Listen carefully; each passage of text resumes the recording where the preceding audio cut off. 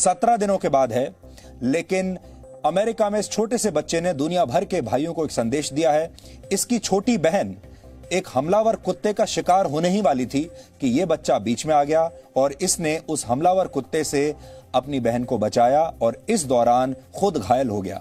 इसके चेहरे पर 90 टांके आए हैं और अब दुनिया भर के लोग और सुपर हीरोज इस बच्चे को असली हीरो बता रहे हैं। इसलिए आज आपको हम इस बच्चे से भी मिलवाएंगे, लेकिन सबसे पहले आज देखते हैं आज की बड़ी खबरें नॉन स्टॉप न्यूज में।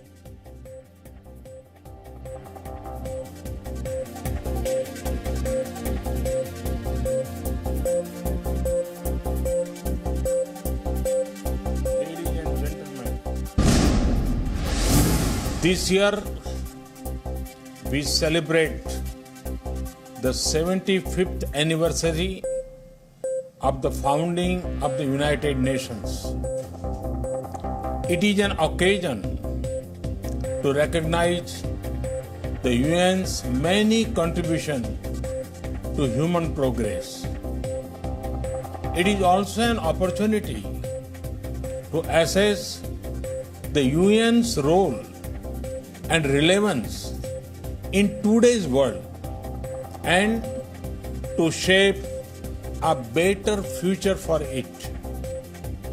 Excellencies, India was among the 50 founding members of the United Nations immediately after the Second World War. रक्षा मंत्री राजनाथ सिंह आज चीफ ऑफ डिफेंस स्टाफ और सेना प्रमुख जनरल एमएम नरवणे के साथ लेह दौरे पर पहुंचे। लेह में रक्षा मंत्री राजनाथ सिंह ने पैंगोंग झील के पास टाकना के लुकंग इलाके में सैनिकों के साथ बातचीत की। राजनाथ सिंह ने कहा, देश की 1 इंच जमीन भी दुनिया की कोई ताकत छू नहीं सकती। मैं इतना यकीन दिलाना चाहता हूं कि भारत की 1 इंच जमीन को भी दुनिया की कोई ताकत छू नहीं सकती है, उस पर कब्जा नहीं कर सकती। राजनाथ सिंह ने कहा, सीमा विवाद सुलझाने के लिए चीन से बातचीत जारी है, लेकिन इसका कहां तक हल निकल सकता है, ये गारंटी नहीं दी जा सकती। लेकिन किसी ने भारत के स्वाभिमान को चोट पहुंचाने की कोशिश की तो उसको जवाब जरूर दिया जाएगा।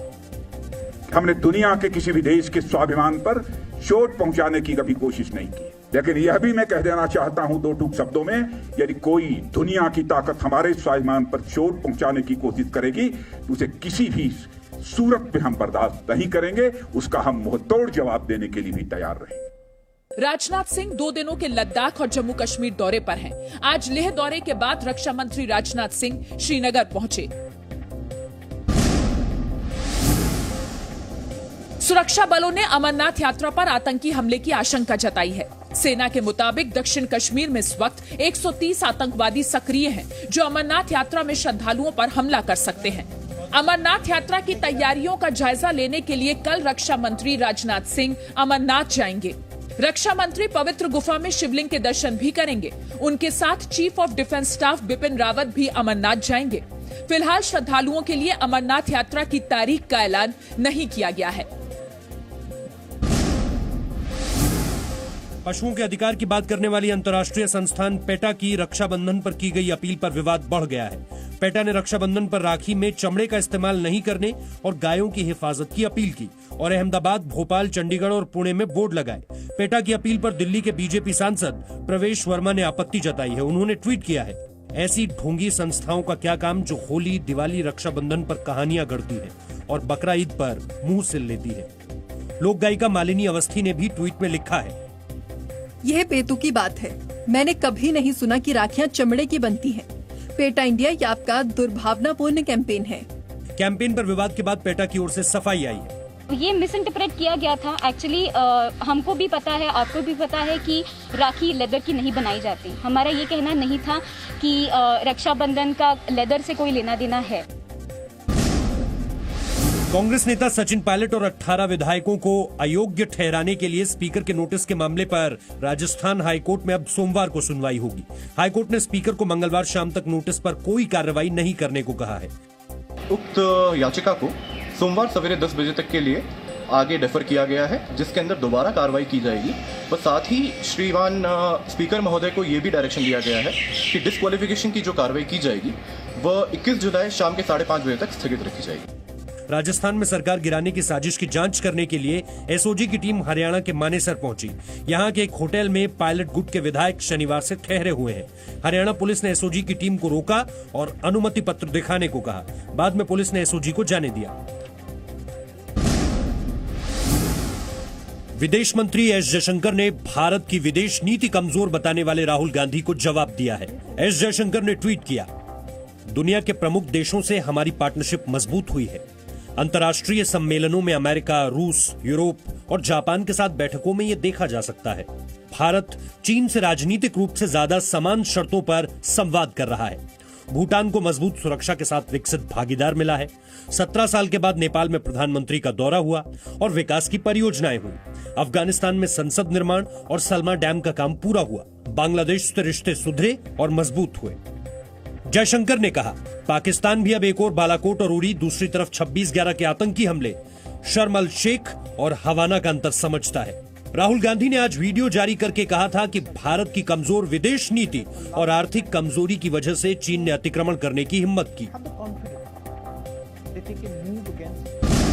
दिल्ली के मुख्यमंत्री ने कहा है कि सभी के सहयोग की वजह से दिल्ली में कोरोना वायरस का संक्रमण नियंत्रण में है।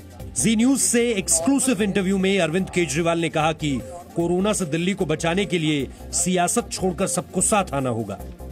मैंने सबके सामने रख दिया मनीष सिसोदिया जी ने कि भाई हमने उसके हिसाब से एक्सपर्ट्स के एस्टिमेट्स के हिसाब से 31 जुलाई को 5.5 लाख केस होने वाले हैं, इसलिए सबको तैयारी करनी है। जब हमने ये कहा तो सारा समाज एक साथ आ गया।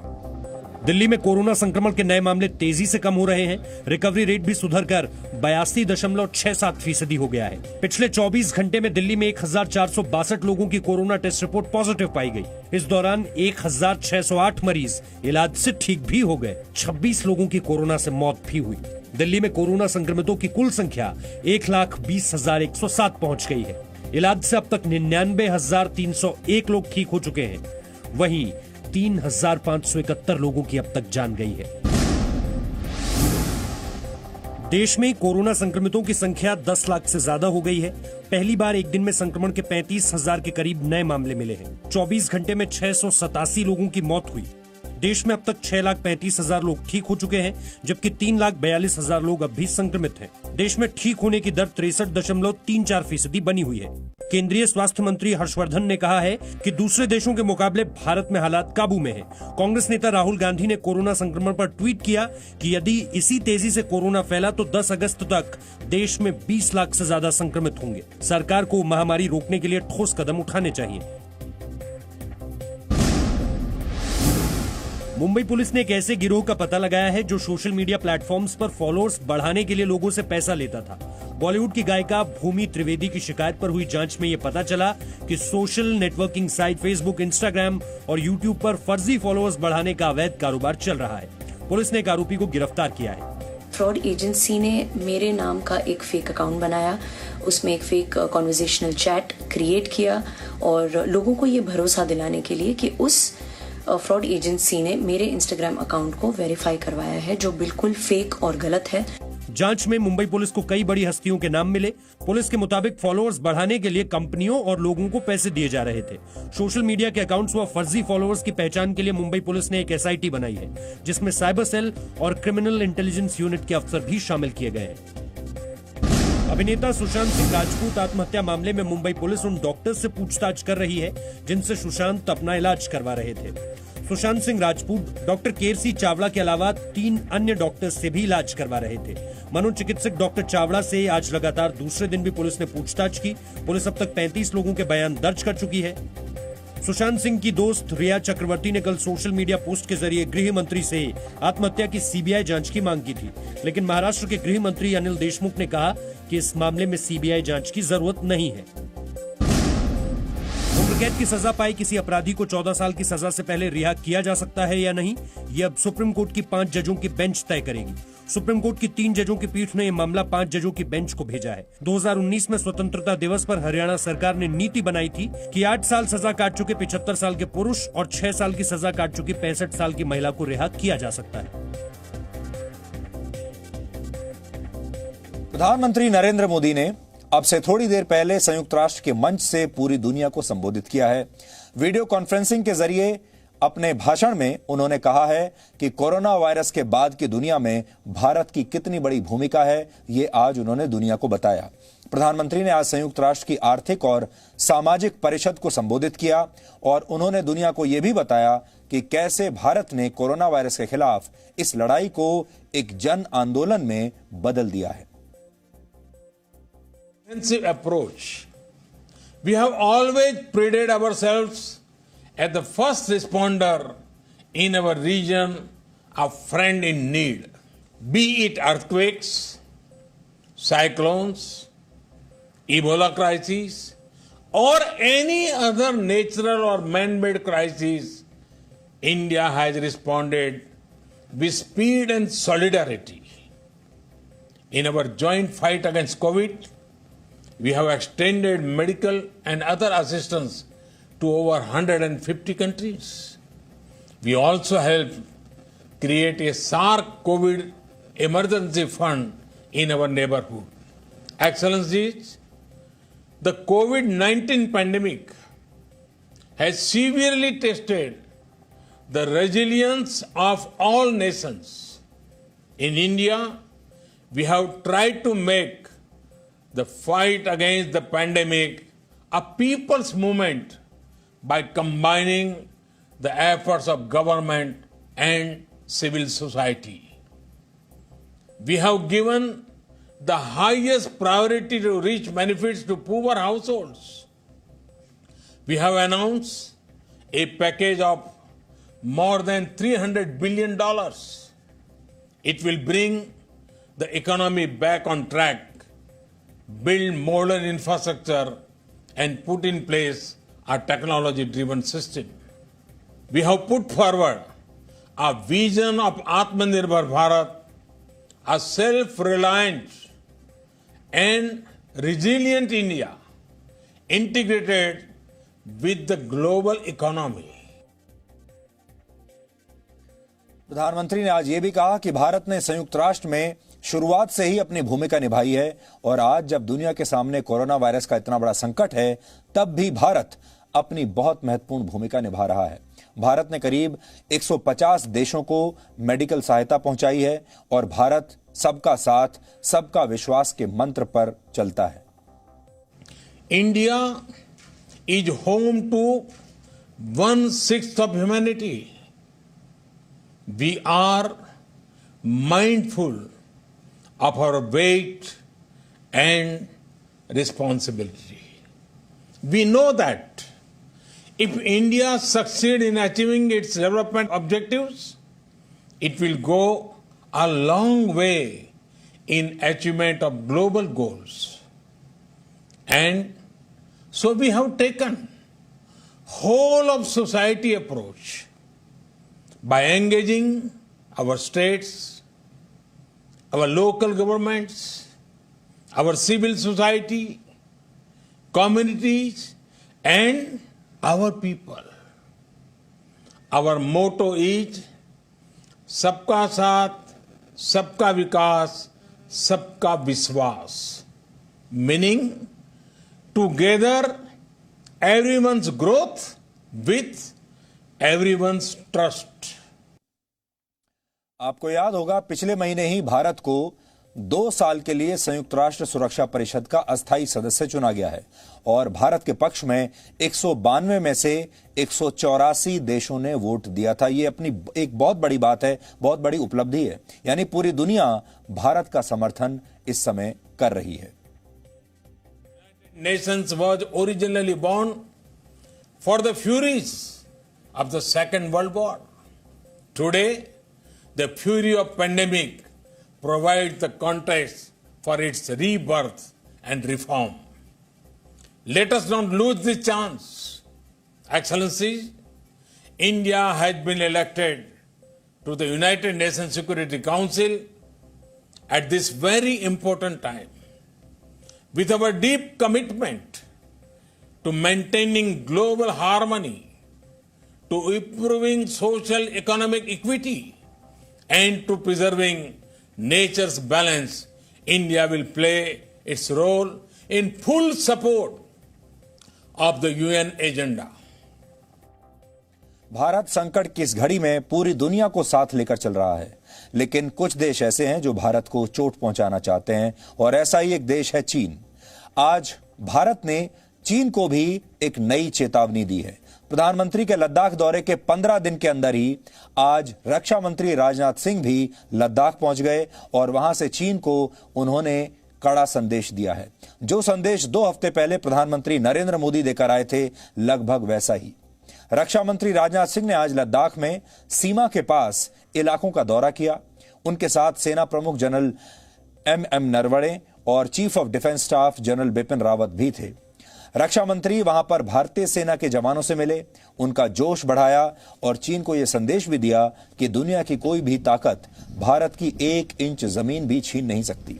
रक्षा मंत्री लद्दाख में जिन जगहों पर गए उसका भी एक बड़ा महत्व है। उन्होंने लेह के स्टकना का दौरा किया, जहां भारतीय सेना और वायुसेना अभ्यास करती है। रक्षा मंत्री लद्दाख में तैनात जवानों से मिलने उस लुकुंग पोस्ट पर भी गए, जो पेंगोंग झील के पश्चिमी छोर पर है। यहां से पेंगोंग झील के फिंगर 4 की दूरी बहुत ज्यादा नहीं है। पेंगोंग झील के फिंगर 4 का मामला अब भी फंसा हुआ है, क्योंकि चीन इस फिंगर एरिया से पूरी तरह हटने के लिए तैयार नहीं है। भारत और चीन के बीच अब तक कोर कमांडर स्तर की 4 बार बातचीत हो चुकी है, जिसमें पेंगोंग झील पर अब स्थिति स्पष्ट नहीं हुई। इसलिए रक्षा मंत्री का यहां से सबसे पास के सैन्य चौकी पर जाना इस बात का संकेत है कि भारत किसी भी हालत में झुकेगा नहीं। रक्षा मंत्री ने लेह के स्टकना में भारतीय सेना और वायुसेना के जवानों का कौशल भी देखा। उनकी मौजूदगी में ही यहां पर भारतीय सेना के T-90 टैंक्स और इन्फेंट्री के लड़ाकू वाहनों ने अभ्यास किया। रक्षा मंत्री ने यहां पर खुद मशीन गन हाथ में लेकर उसका निरीक्षण किया, लेकिन सबसे खास तस्वीर थी भारतीय सेना के पैराट्रूपर्स की जांबाजी। हम आपको इन्हीं पैराट्रूपर्स की कुछ तस्वीरें अभी दिखाते हैं और ये तस्वीरें आपको भी जोश से भर देंगी।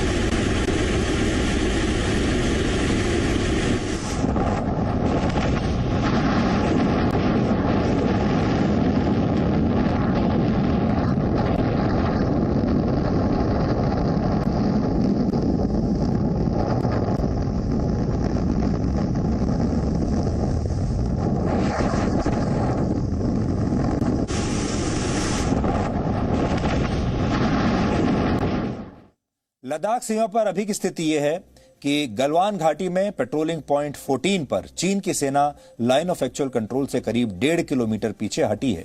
इसी जगह पर दोनों सेनाओं के बीच हिंसक टकराव हुआ था।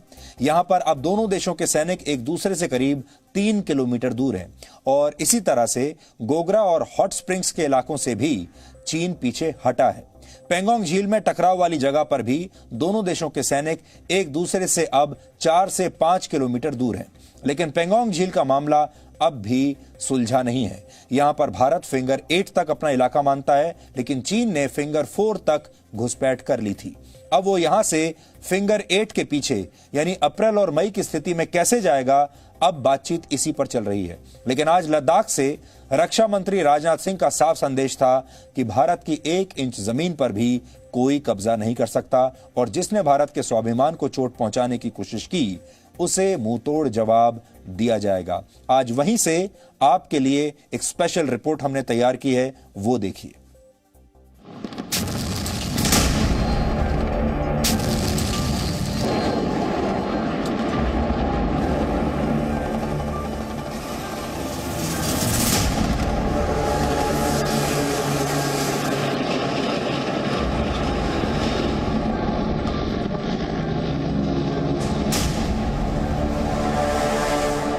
जमीन से आसमान तक,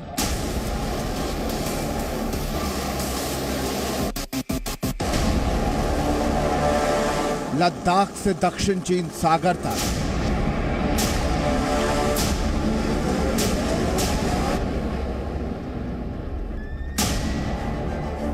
बरस रहे हैं बम,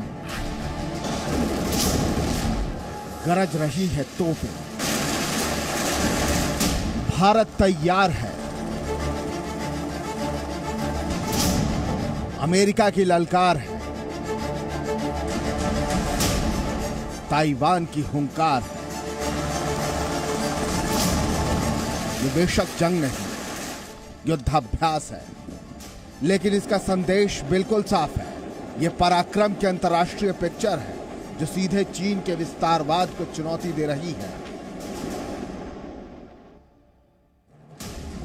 दुनिया के अलग अलग हिस्सों में चीन के खिलाफ गुस्सा बढ़ता जा रहा है। गलवान में भारत से पिटने के बाद भी चीन चालबाजी में जुटा है। वो अब भी पैंगोंग झील इलाके में पहले की स्थिति में लौटने को तैयार नहीं, तो भारत ने चीन को एक बार फिर बता दिया है कि हम तैयार हैं। जमीन से आसमान तक भारतीय सेना का शौर्य देखिए। हवा में उड़ते लड़ाकू विमान,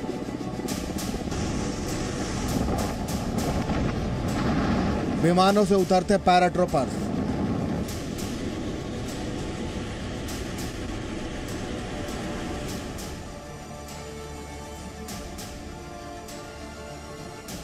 जमीन पर टैंकों के सटीक टारगेट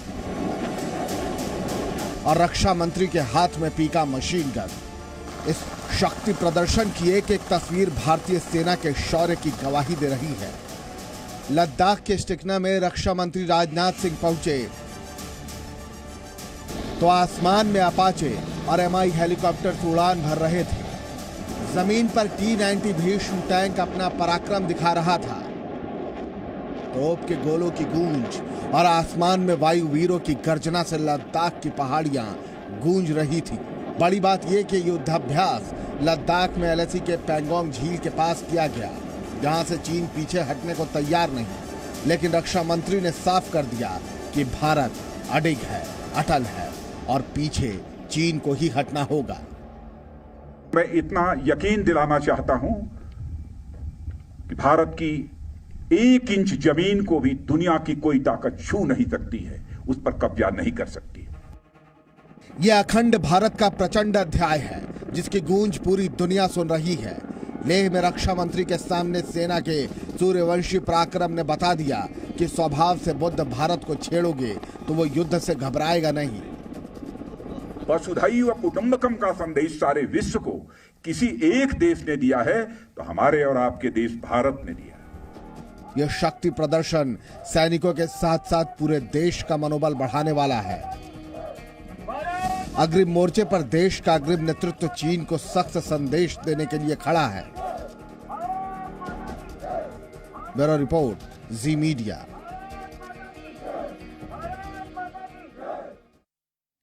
रक्षा मंत्री राजनाथ सिंह ने आज लद्दाख में एक खास मशीन गन को भी बहुत करीब से परखा और इस मशीन गन का नाम है पीका मशीन गन।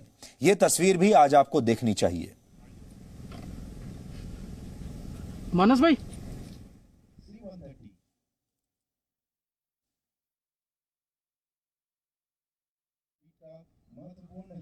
मानस भाई, ये हवाई जहाज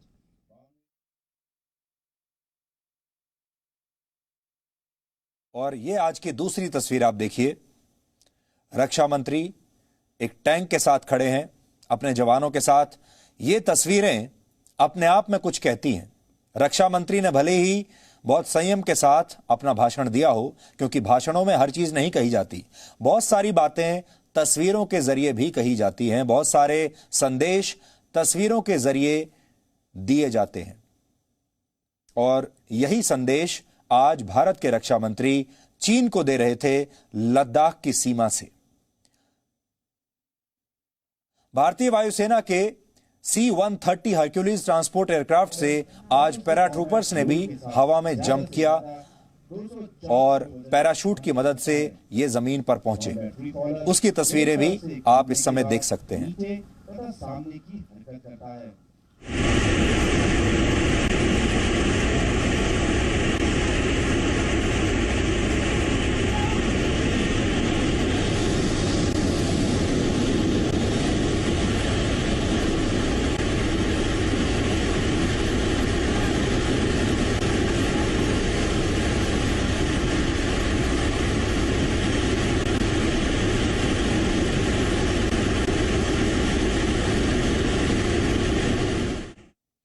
शानदार तस्वीरें आज आपने लद्दाख से देखी। आपने चीन की सेना की तस्वीरें तो बहुत देखी होंगी, उनके वीडियोस बहुत देखे होंगे, लेकिन आज आप भारत की सेना का ये शौर्य देखिए। देश की रक्षा के बाद अब हम रक्षा के उस वचन की बात करेंगे जो भाई अपनी बहनों को देते हैं एक खास पर्व पर। आज से ठीक 17 दिनों के बाद पूरे देश में रक्षाबंधन का त्योहार मनाया जाएगा। रक्षाबंधन पर भाई अपनी बहनों को रक्षा का वचन देते हैं, लेकिन रक्षाबंधन से पहले आज हमारे पास अमेरिका से एक तस्वीर आई है जो पूरी दुनिया के भाइयों के लिए एक सबक है। जो तस्वीर इस समय आपकी स्क्रीन पर है वो अमेरिका के व्योमिंग राज्य में रहने वाले एक 6 वर्ष के बच्चे की है जिसका नाम है ब्रिजर वॉकर। इस तस्वीर में ब्रिजर वॉकर का चेहरा आपको बिल्कुल सही सलामत दिखाई दे रहा है एक तस्वीर में, जबकि दूसरी तस्वीर में उसके चेहरे पर बहुत चोट लगी है और कई टांके लगे हुए हैं। इन दोनों तस्वीरों में ब्रिजर के साथ उसकी छोटी बहन भी है जिसकी उम्र है सिर्फ 4 साल। कुछ दिन पहले ब्रिजर की बहन पर एक हमलावर कुत्ते ने अटैक कर दिया था, हमला कर दिया था। अपनी बहन को खतरे में देखकर यह 6 साल का बच्चा उस कुत्ते और अपनी बहन के बीच में आ गया और उसने अपनी बहन को बचाने के लिए वो इस कुत्ते से भिड़ गया। इस दौरान इस कुत्ते ने ब्रिजर वॉकर के चेहरे को बुरी तरह से नोच लिया। ब्रिजर को अस्पताल में ले जाया गया और उसके चेहरे पर लगी चोट पर 90 टांके आए हैं, लेकिन उसने अपनी बहन को बचा लिया। इस बच्चे के परिवार के मुताबिक जब उसकी बहन पर यह हमला हुआ तो उसने कहा कि अगर हम में से किसी एक को मरना है तो वो अपनी जान दे देगा, यानी वो मरेगा और अपनी बहन को बचाएगा। अब 6 साल का ब्रिजर वॉकर पूरी दुनिया के लिए एक सुपर हीरो बन गया है और लोग कह रहे हैं कि अपनों के लिए जान पर खेल जाने का मतलब क्या होता है, ये हमें इस बच्चे से सीखना चाहिए। इस बच्चे की बहादुरी से प्रभावित होकर वर्ल्ड बॉक्सिंग काउंसिल ने ब्रिजर वॉकर को ऑनरेरी चैंपियन घोषित किया है। ब्रिजर वॉकर की इतना ही नहीं, हॉलीवुड की सुपर हीरो फिल्म्स में सुपर हीरोज का किरदार निभाने वाले कई हॉलीवुड स्टार्स भी इस बच्चे के फैन बन गए हैं। हॉलीवुड की सुपर हीरो फिल्म एवेंजर्स में कैप्टन अमेरिका का किरदार निभाने वाले क्रिस इवांस और थॉर का किरदार निभाने वाले क्रिस हेम्सवर्थ ने इंस्टाग्राम पर इस बच्चे के लिए खास संदेश भेजा है और कहा है कि वो बहुत बहादुर है। बहन और माता पिता के साथ साथ पूरे अमेरिका को उन पर गर्व है। क्रिस इवांस ने ब्रिजर के लिए एक असली कैप्टन अमेरिका शील्ड भेजने का भी वादा किया है और आपको भी इस असली सुपर हीरो के नाम फिल्मी सुपर हीरोज के ये संदेश आज सुनने चाहिए, देखने चाहिए। This is a message for Bridger. Hey Bridger, Captain America here. How you doing, buddy? So I read your story. I saw what you did. Now I'm sure you've heard a lot of this over the last couple days, but let me be the next one to tell you, pal, you're a hero. What you did was so brave, so selfless. Your sister is so lucky to have you as a big brother. Your parents must be so proud of you. I'm going to track down your address and I'm going to send you an authentic Captain America shield because, pal, you deserve it. Keep being the man you are. We need people like you. Hang in there. I know recovery might be tough, but based on what I've seen, I don't think there's much that can slow you down. Bye, buddy. Hey there guys, just want to give a shout out to a young kid named Bridger.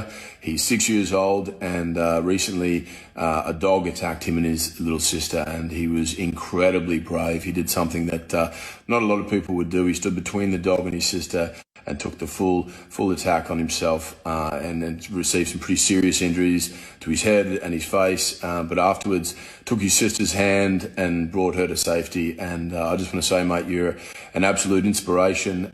Your courage is beyond belief and we are all so impressed by you and we're thinking of you. I know you're an Avengers fan, and so myself and all the team, we'd be honoured to have you on the team, mate, and we love you and we're sending you our support. So stay strong and we'll talk to you soon, mate.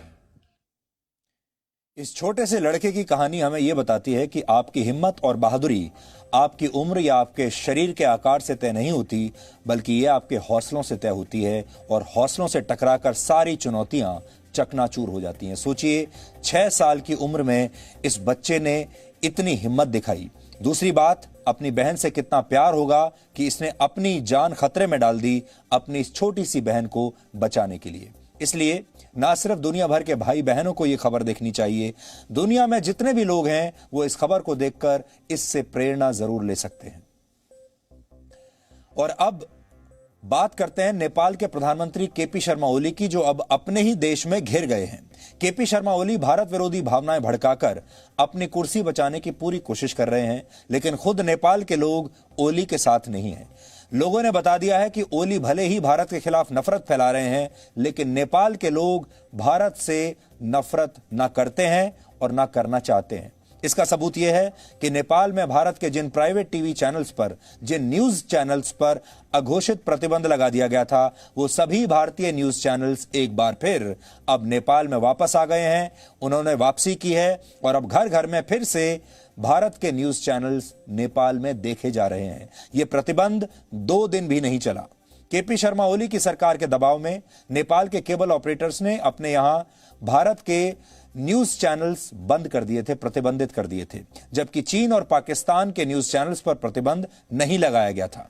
लेकिन कुछ ही दिनों में नेपाल के cable operators को अपना ये फैसला बदलना पड़ा और ये नेपाल की जनता के दबाव में हुआ है, क्योंकि नेपाल के लोग खुद को भारतीय संस्कृति, भारतीय तौर तरीकों और भारतीय समाज से बहुत जुड़ा हुआ मानते हैं और भारत को बहुत पसंद भी करते हैं। नेपाल के लोग किसी भी तरीके से खुद को पाकिस्तान और चीन से जुड़ा महसूस नहीं करते, इसलिए वो चाहते थे कि हर कीमत पर वो भारत के न्यूज चैनल्स देखना चाहते हैं और वही हुआ। इसलिए आज से नेपाल के हमारे दर्शक फिर से हमारे साथ जुड़ गए हैं और इस समय हम नेपाल के भी घर घर में देखे जा रहे हैं। इसलिए नेपाल में हमारे दर्शकों को हम एक बार फिर से नमस्कार कहना चाहते हैं, उनका स्वागत करना चाहते हैं। आपका एक बार फिर से जी न्यूज पर बहुत बहुत स्वागत है और अब जी न्यूज एक बार फिर नेपाल के घर घर में, हर परिवार के बीच में आज से देखा जा रहा है।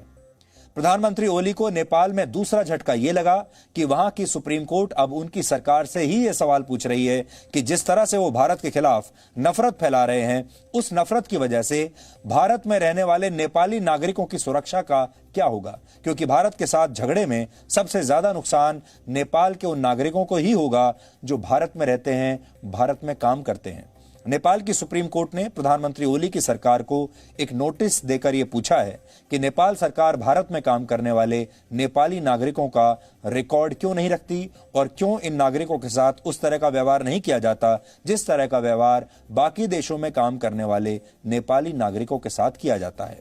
नेपाल के एक बड़े अखबार नेपाली टाइम्स में लिखा है कि भारत के खिलाफ नफरत फैलाने से नेपाल के नेताओं का कुछ नहीं बिगड़ेगा। इन नेताओं को जो कहना है वो तो ये कह देते हैं, लेकिन भविष्य में समस्याएं नेपाल के नागरिकों को होती हैं और आगे होंगी भी।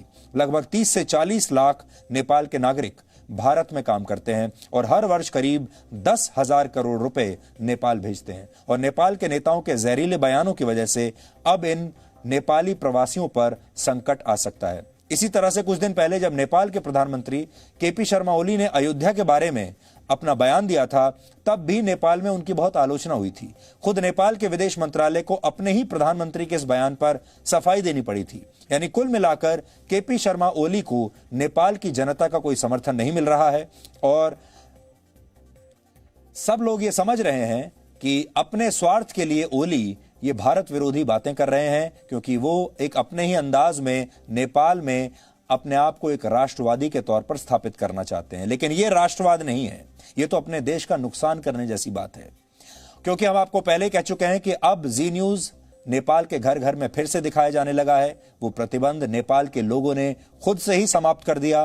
केबल ऑपरेटर्स पर उन्होंने इतना दबाव डाला कि केबल ऑपरेटर्स मजबूर हो गए कि वो भारत के न्यूज चैनल्स फिर से नेपाल के दर्शकों को दिखाएं।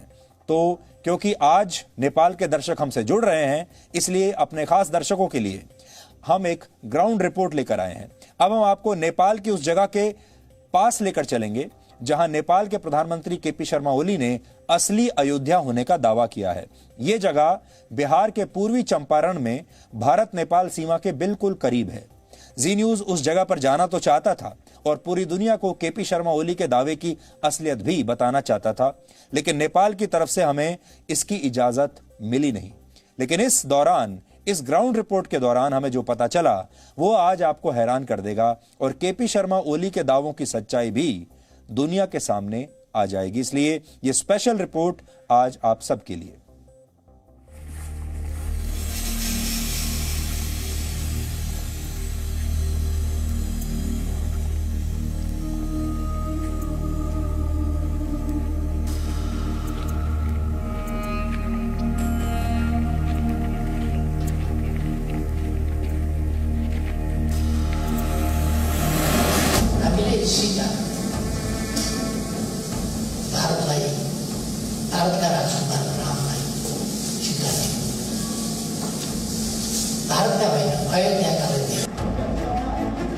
ओली ने यह बयान चीन की चाहे कोई सी भी गोली खाकर दिया हो, लेकिन आखिर में वो मजाक बनकर रह गए। लेकिन ओली ने तो बाकायदा नेपाल के नक्शे में अयोध्या की लोकेशन तक समझा दी।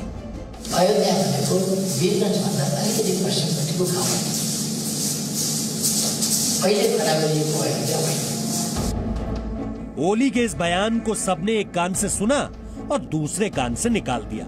लेकिन जी न्यूज की टीम ने सोचा कि जब ओली इतने कॉन्फिडेंट है तो क्यों ना नेपाल के उस थोरी गांव तक पहुंचा जाए जहां ओली ने नई अयोध्या का दावा किया है।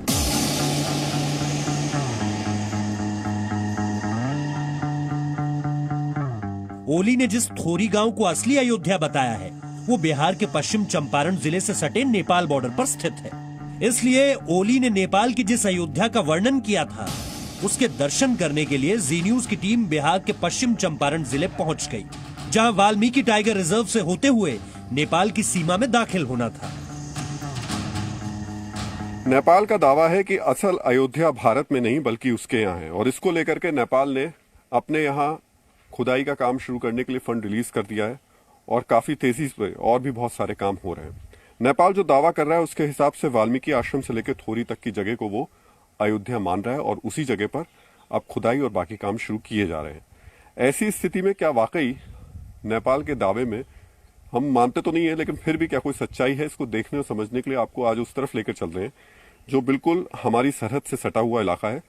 इसे वाल्मीकि नगर के वाल्मीकि आश्रम के तौर पर पहचाना जाता है। तो अभी हम भारत के वाल्मीकि टाइगर रिजर्व फॉरेस्ट में हैं और कोशिश करते हैं आपको आज सोनभद्र नदी क्रॉस करके वाल्मीकि आश्रम में ले जाने की। वाल्मीकि टाइगर रिजर्व इलाके में पैदल चलते हुए हम भारत की आखिरी वाल्मीकि पोस्ट पर पहुंचे, जहां से हमारी मंजिल बेहद नजदीक थी।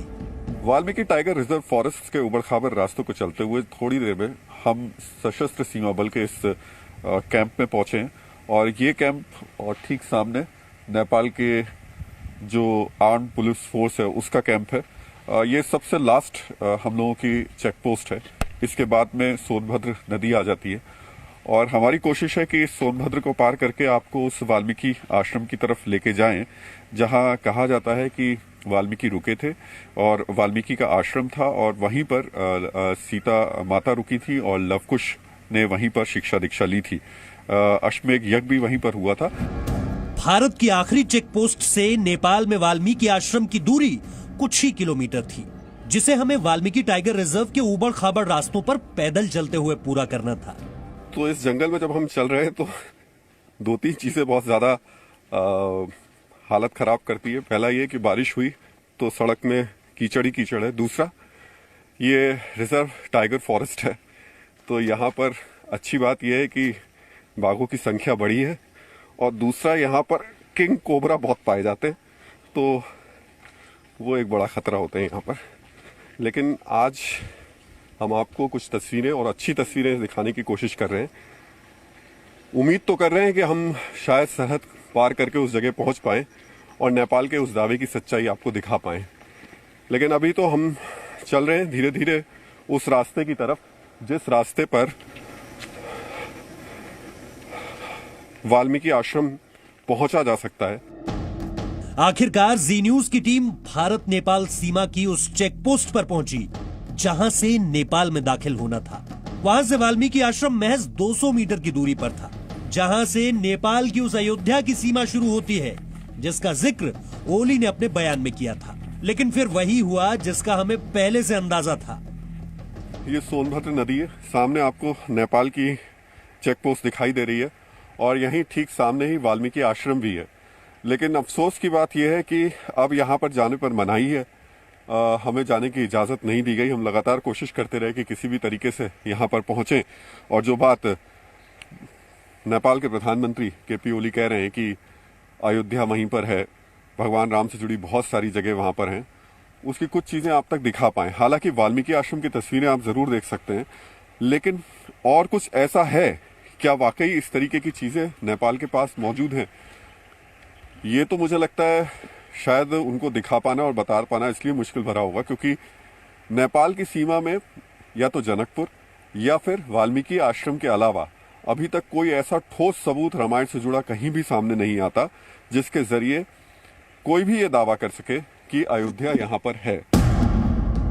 जी न्यूज की टीम को नेपाल में दाखिल होने से रोक दिया गया, लेकिन नेपाल की परेशानी भी तो समझिए। अब ओली ने कह तो दिया कि अयोध्या है, लेकिन अब नेपाल में अयोध्या दिखाएं कहां से? शायद जाने की इजाजत वहां पर इसलिए भी नहीं दी जा रही है क्योंकि जब हम पहुंचेंगे तो वहां पर कई तरीके के सवाल उठेंगे और जब सवाल उठेंगे तो उनका जवाब देना मुश्किल होगा। ऐसा तो देखने को कभी नहीं मिला है कि अयोध्या से जुड़ी हुई कोई चीज वहां पर हो, लेकिन जो वहाँ पे पुजारी हैं या और भी लोग हैं, जो लोग भी टूरिस्ट आते हैं उनको वो यही चीज़ समझाते हैं कि ये पूरी तरह से वाल्मीकि आश्रम है जहाँ पे लौह कुश ने शिक्षा ग्रहण की थी वाल्मीकि महर्षि वाल्मीकि से। ये सारी चीज़ें तो हैं, लेकिन अगर आप ये दावा करें कि अयोध्या यहाँ पर है तो मुझे लगता है कि ये थोड़ा सा हास्यास्पद होगा।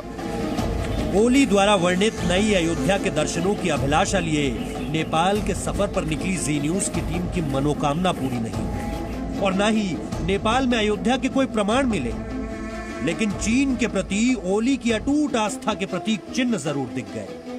भारत नेपाल सीमा पर जब हम कोशिश में थे कि रामायण से जुड़ी जगहों के बारे में, खासतौर से नेपाल जिस अयोध्या का दावा कर रहा है वो आपको दिखाने की कोशिश करें, तब हमें कुछ ऐसी चीजें दिखाई दी जो चौंकाती हैं, हैरान करती हैं और न सिर्फ हैरान करती हैं बल्कि परेशान भी करती हैं। भारत नेपाल बॉर्डर पर हमें सामने देखिए कुछ नीले रंग के ये जो टेंट्स दिखाई दिए हैं, ये टेंट्स वाकई बहुत चौंकाने वाले और परेशान करने वाले हैं। इन टेंट्स पर चीन की भाषा में कुछ लिखा हुआ है, तो अब हम बिल्कुल दावे के साथ नहीं कह सकते कि इन टेंट्स में क्या है, क्या लिखा गया है, लेकिन इतना तय है कि इसके अंदर ना तो ये लिखा होगा हिंदी चीनी भाई भाई, ना ये लिखा होगा कि हिंदी नेपाली भाई भाई, क्योंकि चीन कभी ये कह नहीं सकता ना कभी लिख सकता है। कैमरामैन विक्रम के साथ राहुल सिन्हा, जी मीडिया, वाल्मीकि नगर। अब हम राजनीति की उन तस्वीरों की बात करेंगे जिसमें आप दो राज्यों की पुलिस को आमने सामने देख सकते हैं। राजस्थान पुलिस की स्पेशल ऑपरेशन ग्रुप यानी एसओजी की एक टीम आज हरियाणा के मानेसर के उस होटल में पहुंच गई जहां राजस्थान कांग्रेस के बागी विधायक पिछले एक हफ्ते से रुके हैं। लेकिन इन विधायकों की सुरक्षा में लगी हरियाणा पुलिस ने राजस्थान पुलिस को इस होटल के अंदर जाने से रोक दिया। राजस्थान पुलिस की टीम करीब 1.5 घंटे तक इस रिजॉर्ट के बाहर खड़ी रही। बाद में काफी बहस के बाद उन्हें अंदर जाकर विधायकों से पूछताछ की इजाजत दी गई। राजस्थान पुलिस सचिन पायलट का समर्थन करने वाले विधायकों से पूछताछ करना चाहती है जिन पर अशोक गहलोत के नेतृत्व वाली सरकार को गिराने के लिए रिश्वत लेने का आरोप है।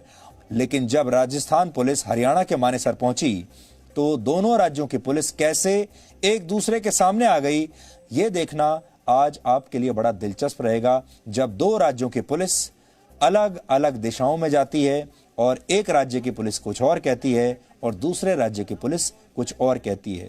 एक राज्य की पुलिस पूछताछ करना चाहती है और दूसरे राज्य की पुलिस उसे रोकना चाहती है। तो ये तस्वीरें आप देखिए।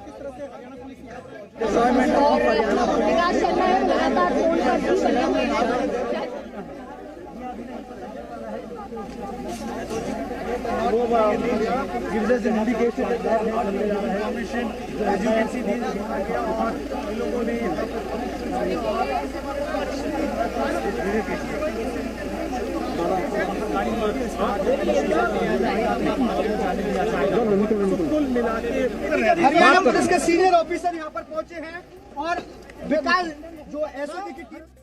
और ये तब होता है जब दो अलग अलग राज्यों में अलग अलग पार्टियों की सरकारें होती हैं और उनके हित आपस में टकरा जाते हैं। अब हम भारत में तेजी से फैलते कोरोना संक्रमण के बारे में आपको बताना चाहते हैं। भारत अब दुनिया के उन 3 देशों में शामिल है जहां कोरोना वायरस के मरीजों की संख्या 10 लाख के पार पहुंच चुकी है। 10 लाख। कोविड-19 के इससे ज्यादा मरीज अब सिर्फ अमेरिका और ब्राजील में हैं। संक्रमण के 10 लाख मामलों के साथ ही भारत में मरने वालों की संख्या भी 25,000 से ज्यादा हो चुकी है। इस रफ्तार से 7 अगस्त तक देश में कोरोना संक्रमित लोगों की संख्या 20 लाख से ज्यादा हो जाएगी और मौत का आंकड़ा 50,000 से ज्यादा होगा। भारत में 80% से ज्यादा कोरोना संक्रमण के मामले अनलॉक 1 यानी 1 जून के बाद आए हैं। इसी तरह 75% से ज्यादा मौतें भी अनलॉक होने के बाद हुई हैं। भारत में कोरोना का पहला मामला 30 जनवरी को आया था इस साल, याद कीजिए। 1 लाख मामले होने में 111 दिन लगे थे। 1 लाख से 2 लाख मामले होने में सिर्फ 14 दिन लगे थे। 2 लाख से 4 लाख होने में 18 दिन लगे। अगले 20 दिन में कोरोना मामलों की संख्या 4 से सीधे 8 लाख हो गई और फिर अगले 6 दिन में ही कोरोना मामलों की संख्या 8 लाख से बढ़कर 10 लाख तक पहुंच गई। सिर्फ पिछले 3 दिनों में ही भारत में कोरोना के 1 लाख से ज्यादा मरीज मिले हैं। 3 दिन के अंदर भारत में कोरोना के पहले 5 लाख केस सामने आने में 149 दिन लगे थे। पहले 5 लाख 149 दिन में और अगले 5 लाख सिर्फ 20 दिन में आ गए। सोचिए, कहां 149 दिन और कहां सिर्फ 20 दिन में 5 लाख। दुनिया भर के कुल एक्टिव मामलों में भारत की हिस्सेदारी अब 6% है। फिलहाल देश में एक्टिव मरीजों की संख्या लगभग 3,42,000 है, जबकि भारत में कोरोना से संक्रमित 62% मरीज ठीक भी हो चुके हैं। देश में कोरोना के कुल मामलों में से 86% एक्टिव मामले सिर्फ 10 राज्यों तक सीमित हैं। इनमें 2 राज्यों महाराष्ट्र और तमिलनाडु में 50% मामले हैं, यानी आधे मामले इन 2 राज्यों में ही हैं। हालांकि भारत में प्रति 10 लाख की आबादी पर कोरोना मामलों की संख्या 727 है, जो दुनिया के कई देशों से 4 से 8 गुना कम है। तो हमारी जो संख्या है कोरोना वायरस से संक्रमित लोगों की, वो तो बहुत तेजी से बढ़ रही है, लेकिन बहुत सारे देशों से हम बहुत बेहतर कर रहे हैं और उम्मीद ये करनी चाहिए कि आगे हम अभी तो नंबर 3 पर हैं, लेकिन हम यहीं या तो रुक जाएं या फिर और नीचे जाएं। हमें इसमें ना तो नंबर 1 होना है और ना ही नंबर 2 होना है। ये एक ऐसी रेस है जिसमें भारत अगर हार जाए तो ज्यादा अच्छा होगा। अब आपको एक ऐसी खबर बताते हैं जिसे देखकर आपको बहुत गर्व होगा। ऐसे वक्त में जब सबको कोरोना वायरस की वैक्सीन का इंतजार है बेसब्री से, तब इंग्लैंड में भारतीय मूल के एक व्यक्ति ने वैक्सीन के परीक्षण में बहुत बड़ा योगदान दिया है और इनका नाम है दीपक पालीवाल। ऑक्सफोर्ड यूनिवर्सिटी की तरफ से कोरोना वायरस की वैक्सीन के लिए कराए गए ह्यूमन ट्रायल में दीपक पालीवाल भी शामिल हैं। और सबसे अच्छी बात यह रही कि वैक्सीन का ह्यूमन ट्रायल शुरुआती चरण में सफल रहा है। ऐसे परीक्षण के लिए अपनी स्वेच्छा से आगे आकर वॉलंटियर बनना किसी के लिए भी आसान नहीं होता, लेकिन जब बात मानवता पर आ जाए, सबसे बड़े संकट की हो, तो कोई भारतीय पीछे कैसे रह सकता है। इसलिए हर भारतीय को इस पर गर्व होना चाहिए। 42 वर्ष के दीपक पालीवाल मूल रूप से जयपुर के रहने वाले हैं और फिलहाल वो अपने परिवार के साथ लंदन में रहते हैं और वहां एक फार्मा कंपनी में कंसल्टेंट हैं। दीपक इस बात को अच्छी तरह से जानते थे कि किसी भी वैक्सीन के ह्यूमन ट्रायल के खतरे क्या होते हैं, उसके साइड इफेक्ट्स क्या होते हैं। उनका शरीर, उनका स्वास्थ्य जीवन भर के लिए खराब हो सकता है, लेकिन उनका मानना है कि अगर वो इस वैक्सीन के लिए अपने दिमाग से मदद नहीं करते तो वो अपने शरीर से मदद जरूर कर सकते हैं। यानी अगर वो इन्वेंशन नहीं कर सकते, खोज नहीं कर सकते, लेकिन अपना शरीर तो दे सकते हैं टेस्ट करने के लिए। वैसे किसी दवाई या वैक्सीन के ह्यूमन ट्रायल के एवज में कुछ पैसा भी मिलता है। ट्रायल के दौरान मौत हो जाने की स्थिति में परिवार को आर्थिक मदद मिलती है, लेकिन दीपक ने मानव सेवा को पैसे से ऊपर रखा और बिना कोई पैसा लिए इस परीक्षण में शामिल हुए। बिना किसी स्वार्थ के इस तरह का योगदान देकर इस भारतीय ने भारत का नाम ऊंचा किया है। आज आप सभी को दीपक पालीवाल की ये बातें जरूर सुननी चाहिए। हर तरफ से एक नेगेटिव न्यूज आ रही थी कि कोरोना यहाँ फैल रहा है, कोरोना वहां फैल रहा है, इतने मर रहे हैं। तो मतलब कुछ करने का था कि हाँ चलिए एक ट्रायल चल रहा है, उसमें पार्टिसिपेट करने की कोशिश करते हैं और यदि हमारी वजह से कुछ फायदा हो सके सबको तो क्यों नहीं करा जाए। तो उनको भी लगता था कि एक क्लिनिकल ट्रायल में जो रिस्क है, और ये बहुत जल्दी हुई, एक क्लिनिकल ट्रायल एनिमल स्टडी को 1 से 2 साल लगते हैं और ये आप सोचिए 3 महीने में तैयार हो गया था एनिमल स्टडी के बाद। तो लगता है कि एक केमिकल आपकी बॉडी में जा रहा है। ये कोई वो टैबलेट नहीं है या कैप्सूल नहीं है कि एक रिएक्शन हुआ तो आपने बंद कर दी और अगले दिन से कोई रिएक्शन नहीं है। वैक्सीन था, आपकी बॉडी में गया, उसके बाद वहीं रहेगा, उसको निकाल नहीं सकते कहीं से भी। तो एक वो रिएक्शन का डर था, और इस दवाई का दूसरा असर भी हो सकता था कि वह कि आप जो कोविड है उसके लिए ज्यादा एक्सपोज हो जाते, तो मान लो इस दवाई का अलग असर हो जाता तो हमको सबसे पहले इन्फेक्शन होता। तो ये मतलब दोनों तरह से वो चिंता थी, गुस्सा नहीं था, और थोड़ा बहुत गुस्सा चलता रहता है अभी है साथ। बाहर बात आ गई तब हमें पता चला, बहुत बाद में, और अब हमें ये लगता है कि शायद इस खतरे को उन्होंने खुद देखा हो, सुना हो, पढ़ा हो, और वो खतरे से हमें भी और ज़्यादा परेशानी होती। तो हमें इस परेशानी से बचाने के लिए उन्होंने ये कदम उठाया। साहसिक कदम था, बहुत बड़ा योगदान है मानवता के लिए, लेकिन हमें शायद उस समय दूर रखा कि भाई आप परेशान मत हो। जब पूरा ट्रायल हो गया उसके बाद में उसने हमें जानकारी दी थी इस विषय, और I am proud of him. खुश रहो दीपू, अब तुमने जो भी किया, क्या सोच के किया, क्या उस समय तुम्हारे दिमाग में आई, लेकिन अच्छा है। आज अगर कुछ अच्छा होता है तो उसमें तुम्हारा योगदान रहेगा, बहुत बड़ा रहेगा। दीपक पालीवाल की इस हिम्मत और ऑक्सफोर्ड के वैज्ञानिकों की वजह से इस वैक्सीन का ह्यूमन ट्रायल अब तक सफल रहा है, और परीक्षण से यह पता चला है कि इस वैक्सीन की मदद से शरीर में कोरोना वायरस के खिलाफ रोग प्रतिरोधक क्षमता विकसित हुई है, और ये अभी तक बहुत बड़ी सफलता मानी जाएगी। ऑक्सफोर्ड यूनिवर्सिटी की जिस वैक्सीन की हम बात कर रहे हैं उससे दुनिया को बहुत उम्मीदें हैं, और इसकी वजह यह है कि ये वैक्सीन कोरोना वायरस से दोहरी सुरक्षा देती है। आमतौर पर वैक्सीन दिए जाने पर इंसान के शरीर में एंटीबॉडी बनने को सफलता माना जाता है। जब एंटीबॉडीज बनने लगती हैं तो समझिए सफलता मिल गई। लेकिन ऑक्सफोर्ड की इस वैक्सीन ने सिर्फ एंटीबॉडीज ही नहीं बल्कि शरीर में संक्रमण से लड़ने वाले व्हाइट ब्लड सेल्स भी विकसित किए हैं, जिन्हें किलर टी सेल्स कहा जाता है। टी सेल्स एक तरह की प्रतिरोधी कोशिकाएं होती हैं जो शरीर में निगरानी का काम करती हैं और शरीर के लिए किसी भी तरह के खतरे को वो खत्म कर देती हैं। एक स्वस्थ व्यक्ति के शरीर में 1 माइक्रोलीटर खून में आमतौर पर 2000 से 4000 टी सेल्स होते हैं, लेकिन डॉक्टरों ने टेस्ट में यह पाया कि कोरोना के मरीजों में इन टी सेल्स की संख्या घटकर 2000 से 1200 तक ही रह जाती है। शोध में यह भी पता चला है कि एंटीबॉडीज कुछ महीनों में खत्म भी हो सकती हैं, लेकिन टी सेल्स कई वर्षों तक शरीर में रहते हैं और आपकी रक्षा कर सकते हैं। तो यह एक बहुत बड़ी उपलब्धि मानी जाएगी। और इस समय इस वैक्सीन को लेकर पूरी दुनिया में बहुत सारे देश शोध कर रहे हैं और एक अलग तरीके की रेस दुनिया के बड़े बड़े देशों में लगी हुई है इस वैक्सीन को खोज निकालने की। इसमें बड़े बड़े देश शामिल हैं, अमेरिका है, यूके है, रशिया है, इजराइल है, चीन भी इस पर काम कर रहा है। तो ये जो रेस चल रही है इस वैक्सीन को लेकर, इसके बारे में हम आपको आगे बताएंगे, लेकिन यहां हम 4 मिनट का ब्रेक ले रहे हैं।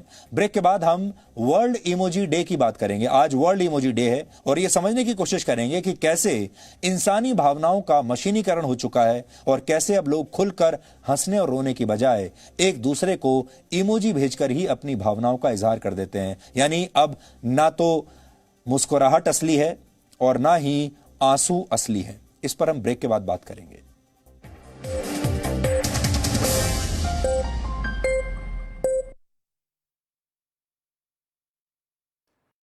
मेरी एक अपनी वैल्यू सिस्टम है। हर व्यक्ति का, हर परिवार का, हर समाज का एक अपना अपना वैल्यू सिस्टम रहता है।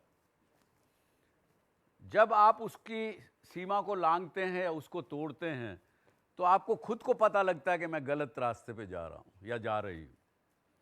और अगर जब आप उस सीमा को लांघ के गलत रास्ते पे चलते हैं तब that not only makes you weak physically but it makes you weak mentally, spiritually, in every which manner. और जहां वीकनेस हुई तब क्या कहेंगे? कमजोर आदमी कभी कुछ नहीं कर सकता, ना खुद का भला कर सकता है ना किसी और का भला कर सकता है।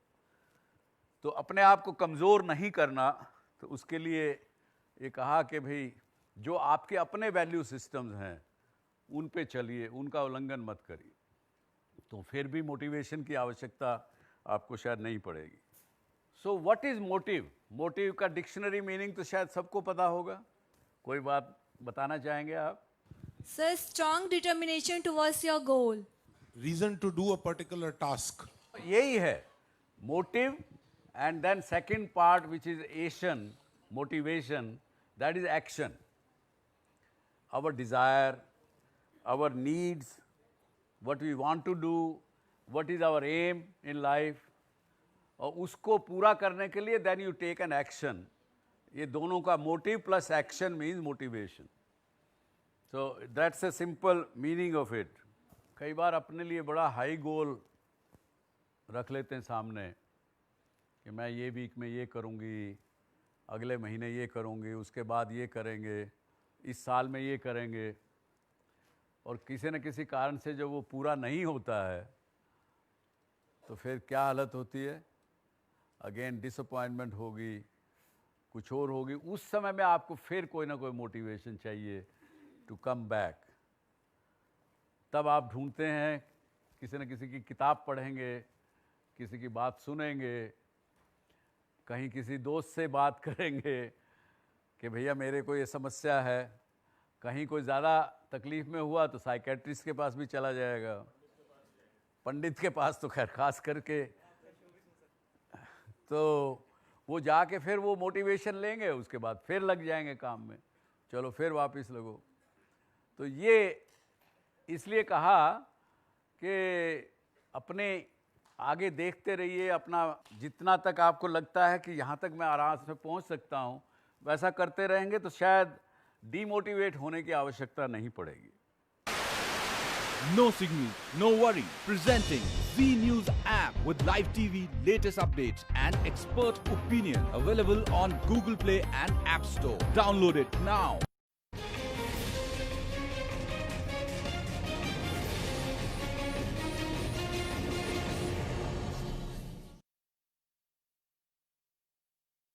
किसी ने कहा कि आई डोंट गेट डीमोटिवेटेड, तो मैंने अपनी ज़िंदगी में, मुझसे कई लोग पूछते हैं कि भाई क्या what motivated you to get out of your house, 17 रुपये लेके तुम निकले और आगे क्या आपके मन में आया और क्या था उस समय? तो मैं बार बार एक ही बात कहता हूँ,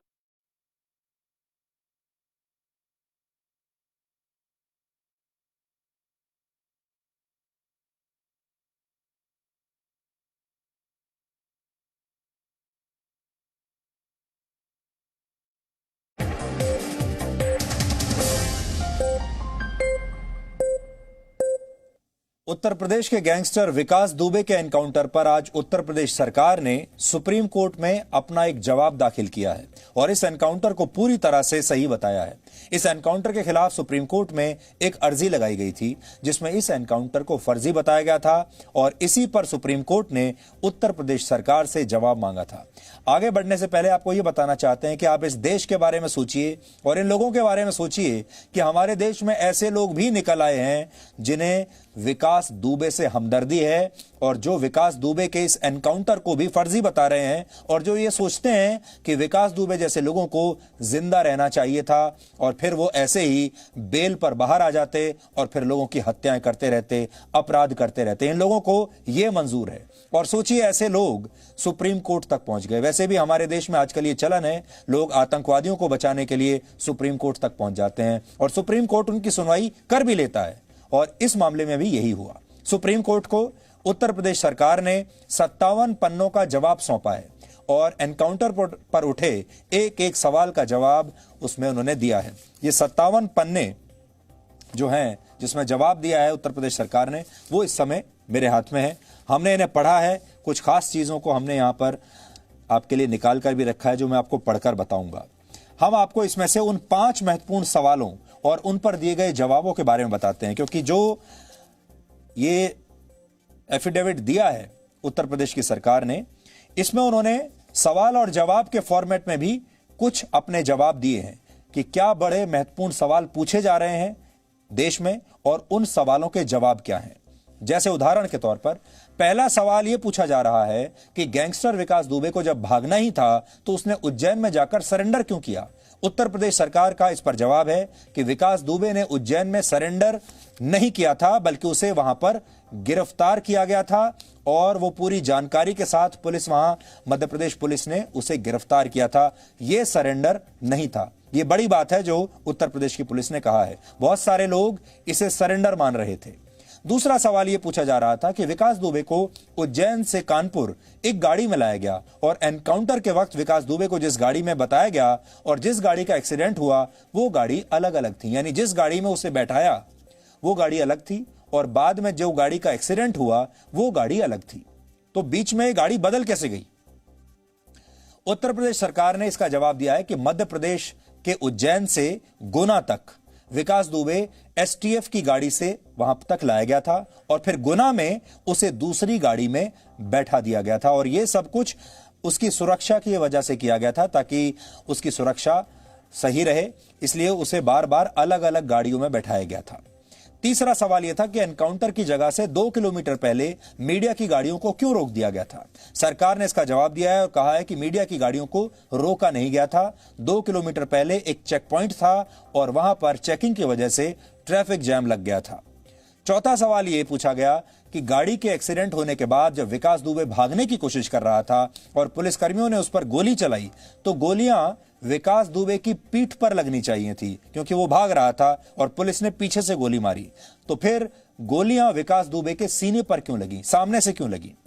इस पर सरकार का जवाब यह है कि विकास दुबे ने भागते हुए 9 राउंड फायरिंग की थी और जब वो गोली चला रहा था तो पुलिस कर्मियों की तरफ मुड़कर सामने से फायरिंग कर रहा था और इसी दौरान उसे सीने पर गोलियां लगी।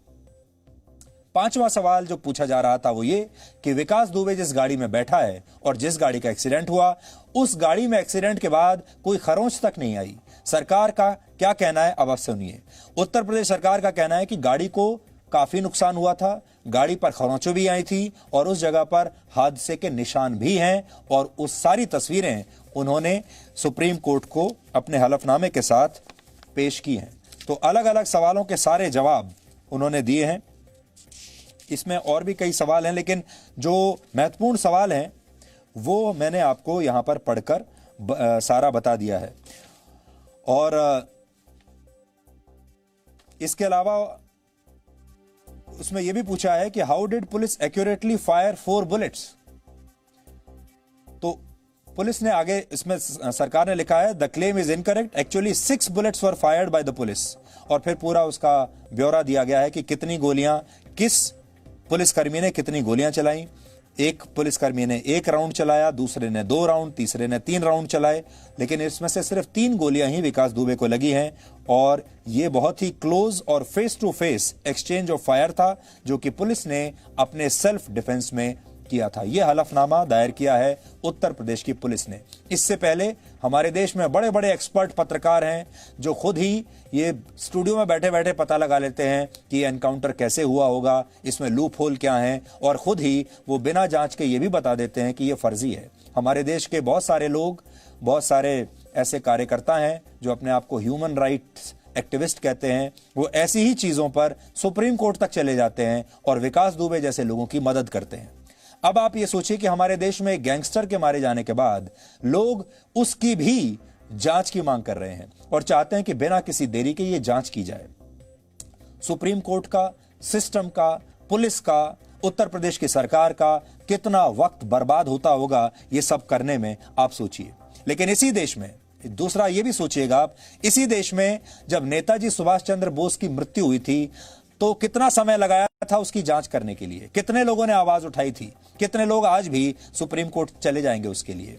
लाल बहादुर शास्त्री जी जब उनकी मृत्यु हुई थी कितना समय लगाया इस देश के लोगों ने। श्यामा प्रसाद मुखर्जी की रहस्यमय परिस्थितियों में मृत्यु हुई, कितना समय लगाया हमारे देश के लोगों ने ये जोर लगाने में कि ये मृत्यु कैसे हुई, इसके बारे में पता लगना ही चाहिए। उससे ज्यादा ताकत लोग आज अपराधियों के लिए लगा रहे हैं, उससे ज्यादा ताकत आतंकवादियों को बचाने के लिए लगा रहे हैं। यह कैसी बात है? इसलिए आज ये बात आप सबके सामने लानी बहुत जरूरी थी कि हमारे देश में हम बहुत सारा सिस्टम, बहुत सारा समय, सुप्रीम कोर्ट का समय, अपने पुलिस का विभाग का समय, सरकारों का समय, वकीलों का समय बेकार की चीजों में व्यर्थ करते हैं। विकास दुबे इतना खतरनाक अपराधी था, हमने कल ही आपको उसके गांव से एक रिपोर्ट दिखाई थी और आपको बताया था कि कैसे पूरा गांव, पूरा इलाका उसकी दहशत के साए में जीता था और कैसे वहां लोगों को वो तंग करता था, हत्याएं करता था खुलेआम, और उसका कोई कुछ नहीं बिगाड़ पाता था। ऐसे व्यक्ति के मारे जाने पर भी कुछ लोग हमारे देश में शोक मना रहे हैं। ये वाकई बहुत बड़ा दुर्भाग्य है। कहते हैं किसी भी लोकतांत्रिक देश का मान सम्मान कायम रखने की जिम्मेदारी उस देश की संसद की होती है और वहां के सांसदों की होती है। यह बहुत बड़ी जिम्मेदारी है, इसीलिए तो उन्हें लॉ मेकर्स कहा जाता है। लेकिन अब जो तस्वीरें हम आपको दिखाने वाले हैं, उन्हें देखकर आप ये सोचने पर मजबूर हो जाएंगे कि क्या वाकई ये बात सही है। ये भारत की तस्वीर नहीं है, ये ताइवान की तस्वीर है। ताइवान की संसद से आई मार पिटाई की ये तस्वीर देखिए और फिर आपको आगे हम बताते हैं ये क्यों हुआ।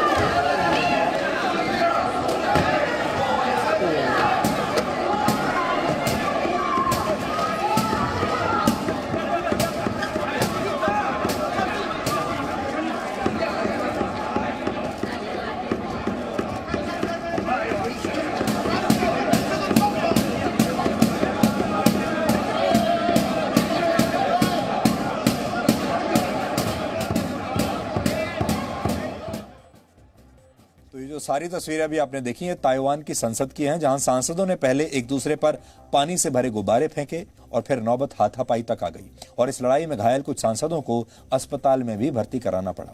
यह लड़ाई ताइवान की सत्ताधारी पार्टी डेमोक्रेटिक प्रोग्रेसिव पार्टी यानी डीपीपी और प्रमुख विपक्षी पार्टी केएमटी के सांसदों के बीच हुई है। यह लड़ाई सरकार के कामकाज पर नजर रखने वाली एक स्वतंत्र संस्था के प्रमुख की नियुक्ति को लेकर हुई है और इस अधिकारी का नाम है चेन चू।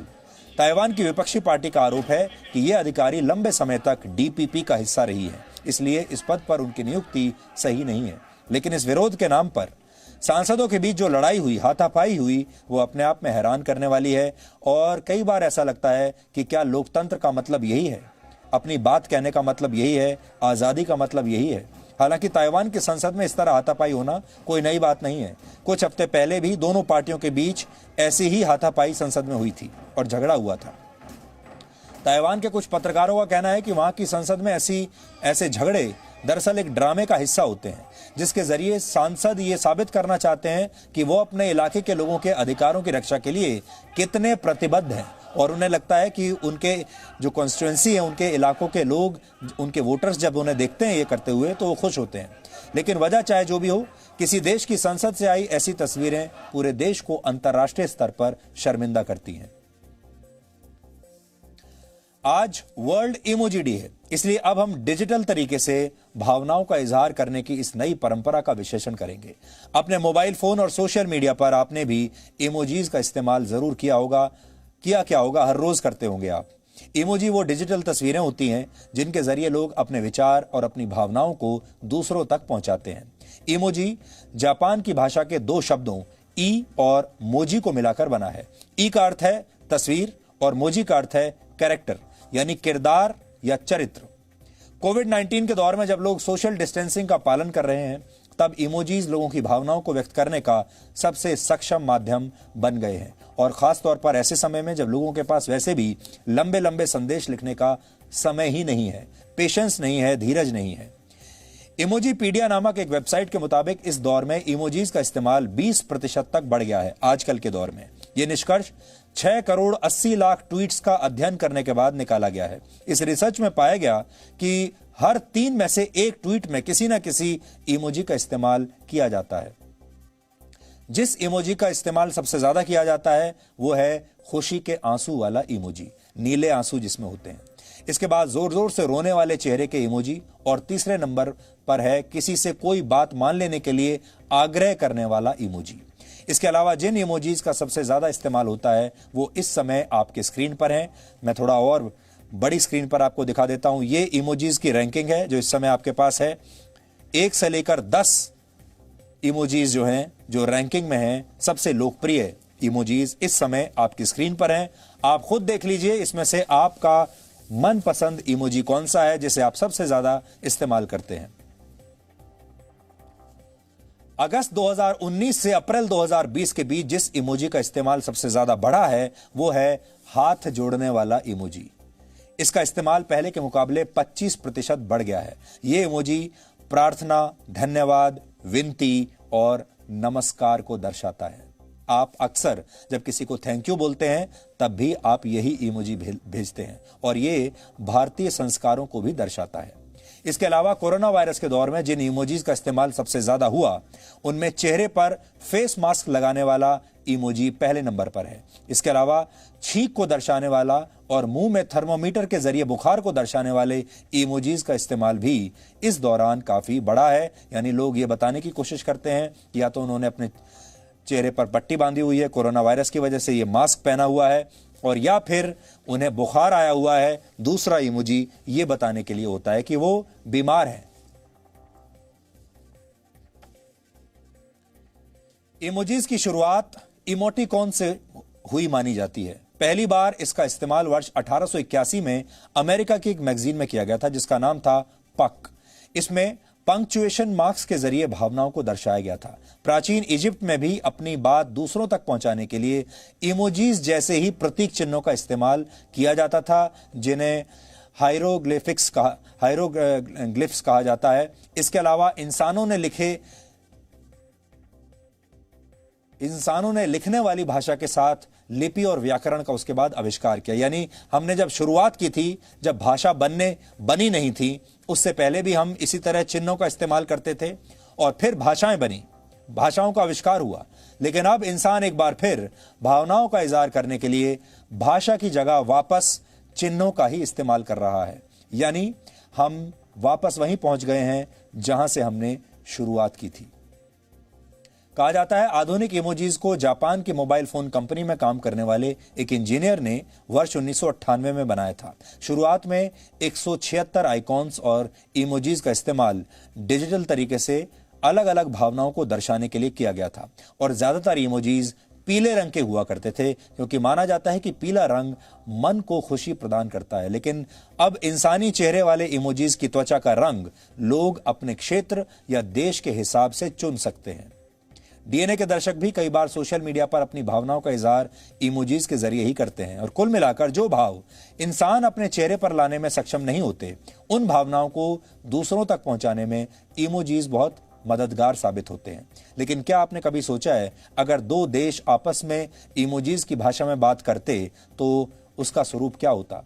उदाहरण के लिए आज के समय में अगर भारत चीन को इमोजी भेजे तो निश्चित तौर पर लाल गुस्से वाला इमोजी वो भेजता, जिससे भारत अपना ये इमोजी भारत भेजता शायद चाइना को।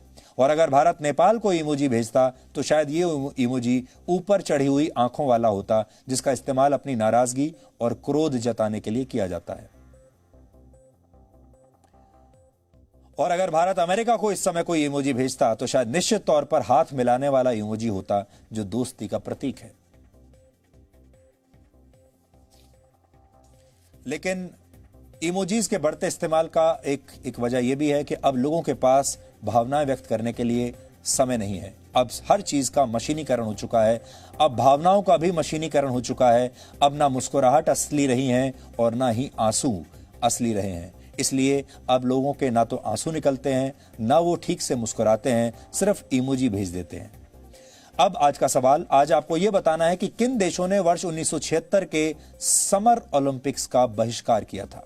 आप इस पर रिसर्च कीजिए और ब्रेक के बाद हम आपको इस सवाल का सही जवाब बताएंगे।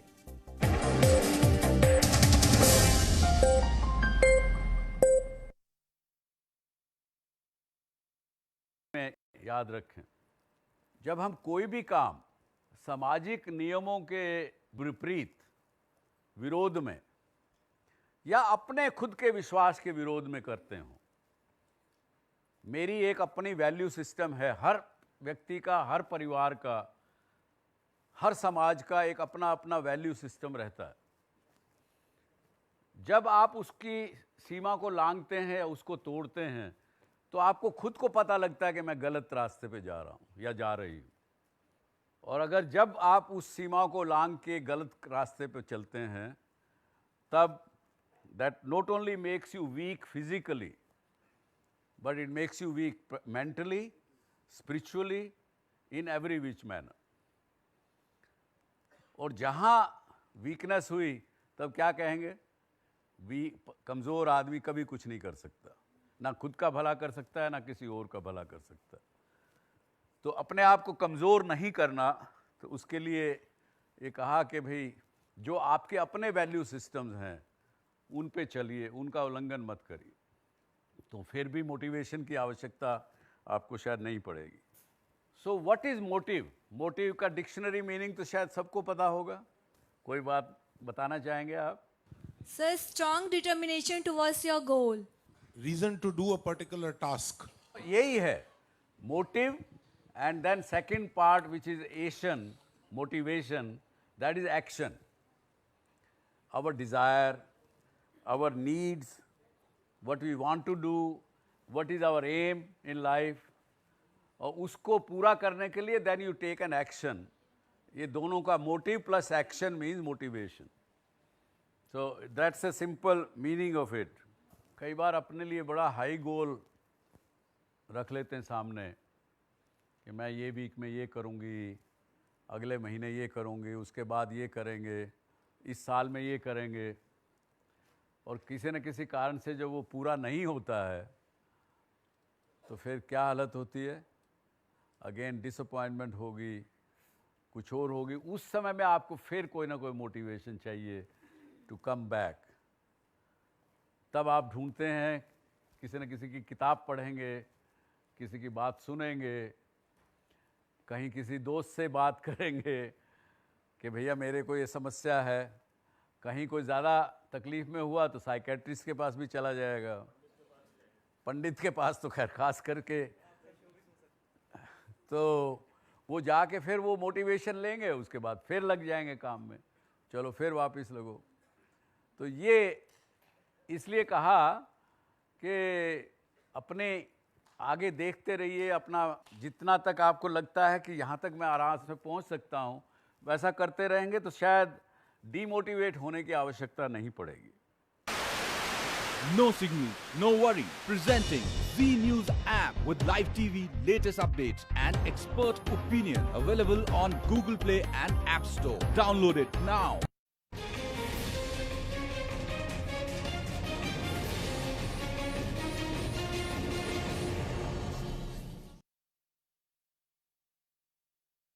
किसी ने कहा कि आई डोंट गेट डीमोटिवेटेड। तो मैंने अपनी ज़िंदगी में, मुझसे कई लोग पूछते हैं कि भाई क्या what motivated you to get out of your house, 17 रुपये लेके तुम निकले, और आगे क्या आपके मन में आया और क्या था उस समय? तो मैं बार बार एक ही बात कहता हूँ, उस समय मेरा गोल जो मन में रखा था बड़ा छोटा सा गोल रखा था, और वो ये था कि मुझे अपने फैमिली का, 71 की बात कर रहा हूँ जब मैं निकला वहाँ से, तो कि मुझे अपना परिवार का 4 लाख रुपए का कर्जा है उनके ऊपर, वो उतारना है बस। इससे आगे कोई मेरी ज़िंदगी में गोल नहीं था, कोई कुछ ध्यान में नहीं। वो एक गोल था। वो जब गोल पूरा हो गया तो then I set another goal for myself. जब वो पूरा हो गया तो अनदर गोल। सो ये इसलिए मैं ज़िंदगी में बार बार कहता हूँ, यूथ को खासकर कहता हूँ कि one at a time. And फिर बात आखिर में वहीं फिर आ जाती है जो मैंने पिछले हफ्ते भी कहा कि try to live in the present. Present में रहेंगे तो कहीं तकलीफ़ किसी प्रकार की नहीं आएगी। और जब तक पहला गोल पूरा नहीं कर लें दूसरा मत करिए, तय नहीं करिए। दूसरा नहीं पूरा कर लें तब तक तीसरा मत करिए। तो वन एट ए टाइम रखेंगे, फोकस रहेंगे, कोई चीज़ सताएगी नहीं, फेलियर का दर्द नहीं सताएगा, डर नहीं सताएगा, कुछ नहीं सताएगा। और साथ में एक चीज़ और ज़िंदगी में याद रखें, जब हम कोई भी काम सामाजिक नियमों के विपरीत, विरोध में, या अपने खुद के विश्वास के विरोध में करते हो, मेरी एक अपनी वैल्यू सिस्टम है, हर व्यक्ति का, हर परिवार का, हर समाज का एक अपना अपना वैल्यू सिस्टम रहता है। जब आप उसकी सीमा को लांघते हैं या उसको तोड़ते हैं तो आपको खुद को पता लगता है कि मैं गलत रास्ते पे जा रहा हूँ या जा रही हूँ। और अगर जब आप उस सीमा को लांघ के गलत रास्ते पे चलते हैं तब that not only makes you weak physically but it makes you weak mentally, spiritually, in every which manner. और जहाँ वीकनेस हुई तब क्या कहेंगे, कमज़ोर आदमी कभी कुछ नहीं कर सकता, ना खुद का भला कर सकता है ना किसी और का भला कर सकता है। तो अपने आप को कमज़ोर नहीं करना, तो उसके लिए ये कहा कि भाई जो आपके अपने वैल्यू सिस्टम्स हैं उन पे चलिए, उनका उल्लंघन मत करिए, तो फिर भी मोटिवेशन की आवश्यकता आपको शायद नहीं पड़ेगी। So what is motive? Motive का डिक्शनरी मीनिंग तो शायद सबको पता होगा, कोई बात बताना चाहेंगे आप? Sir, strong determination towards your goal. Reason to do a particular task. यही है motive, and then second part which is action, motivation, that is action. Our desire, our needs, what we want to do, what is our aim in life, और उसको पूरा करने के लिए then you take an action. ये दोनों का motive plus action means motivation. So that's a simple meaning of it. कई बार अपने लिए बड़ा हाई गोल रख लेते हैं सामने कि मैं ये वीक में ये करूँगी, अगले महीने ये करूँगी, उसके बाद ये करेंगे, इस साल में ये करेंगे, और किसी न किसी कारण से जब वो पूरा नहीं होता है तो फिर क्या हालत होती है?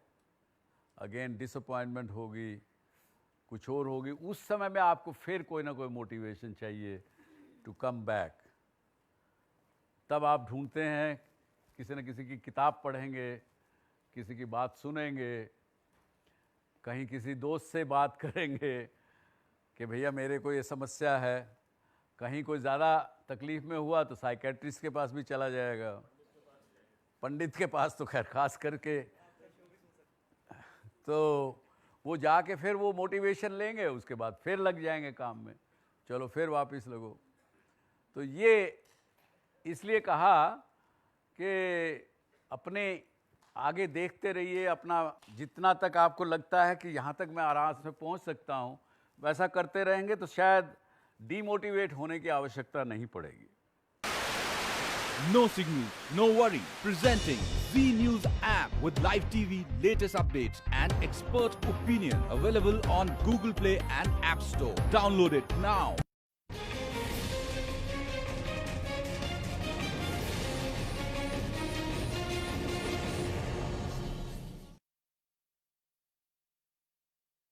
किसी ने कहा कि आई डोंट गेट डीमोटिवेटेड।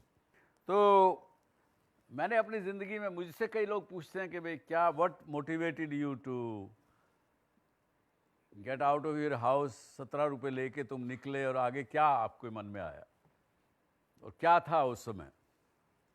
तो मैं बार बार एक ही बात कहता हूँ, उस समय मेरा गोल जो मन में रखा था बड़ा छोटा सा गोल रखा था, और वो ये था कि मुझे अपने फैमिली का, 71 की बात कर रहा हूँ जब मैं निकला वहाँ से, तो कि मुझे अपना परिवार का 4 लाख रुपए का कर्जा है उनके ऊपर, वो उतारना है बस।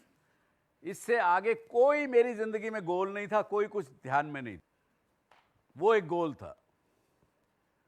वो जब गोल पूरा हो गया तो then I set another goal for myself. जब वो पूरा हो गया तो अनदर गोल। सो ये इसलिए मैं ज़िंदगी में बार बार कहता हूँ, यूथ को खासकर कहता हूँ कि one at a time. And फिर बात आखिर में वहीं फिर आ जाती है जो मैंने पिछले हफ्ते भी कहा कि try to live in the present. Present में रहेंगे तो कहीं तकलीफ़ किसी प्रकार की नहीं आएगी। और जब तक पहला गोल पूरा नहीं कर लें दूसरा मत करिए, तय नहीं करिए। दूसरा नहीं पूरा कर लें तब तक तीसरा मत करिए। तो वन एट ए टाइम रखेंगे, फोकस रहेंगे, कोई चीज़ सताएगी नहीं, फेलियर का दर्द नहीं सताएगा, डर नहीं सताएगा, कुछ नहीं सताएगा। और साथ में एक चीज़ और ज़िंदगी में याद रखें, जब हम कोई भी काम सामाजिक नियमों के विपरीत, विरोध में, या अपने खुद के विश्वास के विरोध में करते हों, मेरी एक अपनी वैल्यू सिस्टम है, हर व्यक्ति का, हर परिवार का, हर समाज का एक अपना अपना वैल्यू सिस्टम रहता है।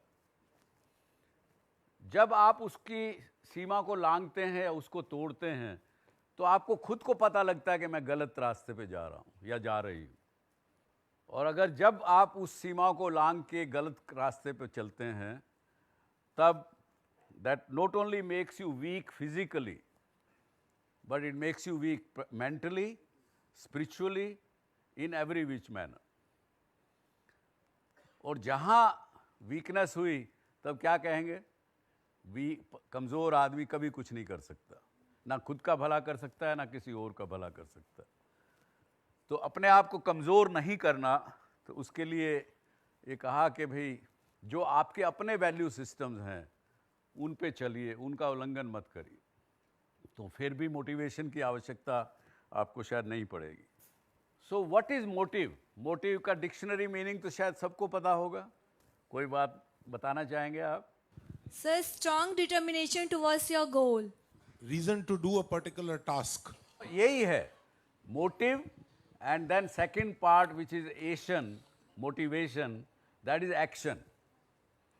Our desire, our needs, what we want to do, what is our aim in life, और उसको पूरा करने के लिए then you take an action. ये दोनों का motive plus action means motivation. So that's a simple meaning of it.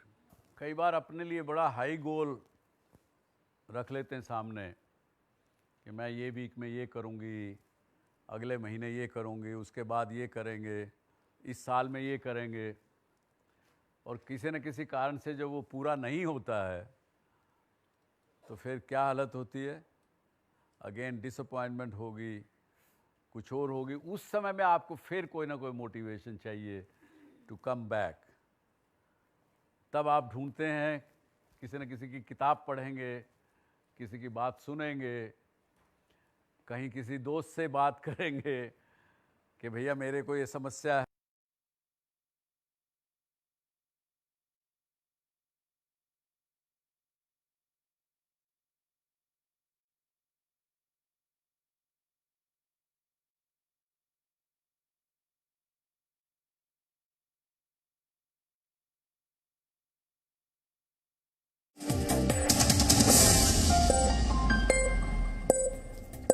और अब आखिर में देखते हैं कि आज के इतिहास में क्या लिखा है। स्कॉटलैंड के मशहूर दार्शनिक और अर्थशास्त्री एडम स्मिथ का निधन आज ही के दिन वर्ष 1790 में हुआ था।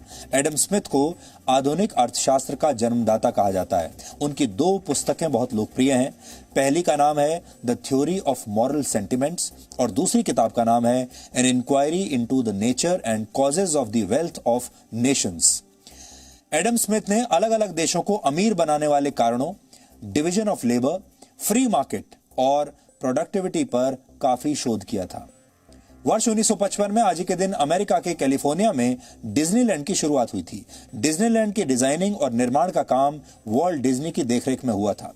160 एकड़ में फैला डिज्नीलैंड दुनिया का बहुत मशहूर अम्यूजमेंट पार्क है। इस अम्यूजमेंट पार्क में हर साल 1,87,00,000 लोग आते हैं।